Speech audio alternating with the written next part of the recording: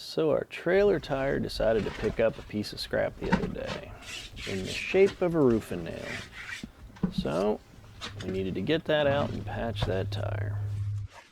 The only reason we knew that nail was in there is because we were losing air. So first you find the problem, then you remove it. Hear that leak that it started? That was definitely the culprit. I'm using a generic tire patch, tire plug kit. You pick them up Harbor Freight and Napa off of eBay and Amazon. They're pretty simple, not real complicated, and from my experience do the job relatively well.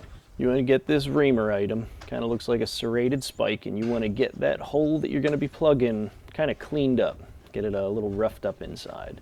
The harder this is to do, usually the better it's going to go, because that means the hole is smaller.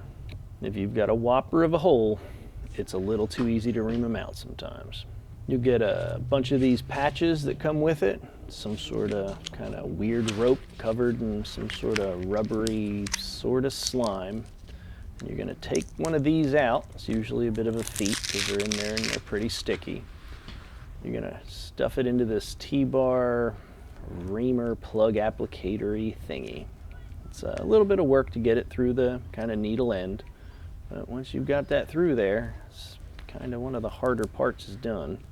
You want it about as even as possible, left to right, so when you fold it back like that, both of them kind of match end to end.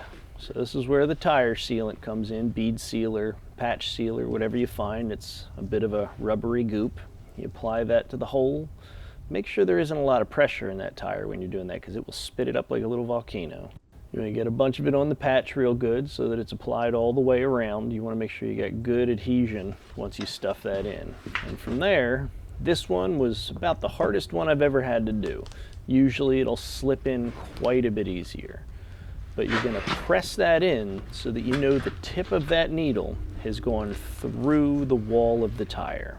You want to make sure that patch gets inside the open area of the tire underneath, but you don't want to push it all the way through. You're going to leave the tail ends of it sticking up just above the tread. So then you pull back fast like that, and there you go. You've just patched a tire. I like to trim these off as soon as possible because sometimes I forget about them and then I don't trim them. But I'll trim them flush with the tread. I try not to go any lower. I don't want to try to get crazy nipping in too far. But that's it. Trim them off, give it a little while, let that sealant dry. So before we wrap this up, why don't you consider dropping a like my way if you're watching this video and you're getting anything useful out of it. And if you've seen a couple of my videos and you're liking them, consider throwing a subscribe my way. I'd appreciate it. Once you've patched your offending hole, you want to start filling up that tire. One eternity later. Once you got it close to operating pressure, that's when you're going to want to start spraying it down with something and seeing if you got any other holes anywhere else, because it would not be the first time that you, at least for me, taken a tire off and fixed one hole and it turns out you've got leaks other place on it. So just give it a quick spray down. This here is just simple green, like a quarter simple green to 3/4 water, just in a spray bottle, and look for something that's leaking. If you're lucky, you don't find any problems.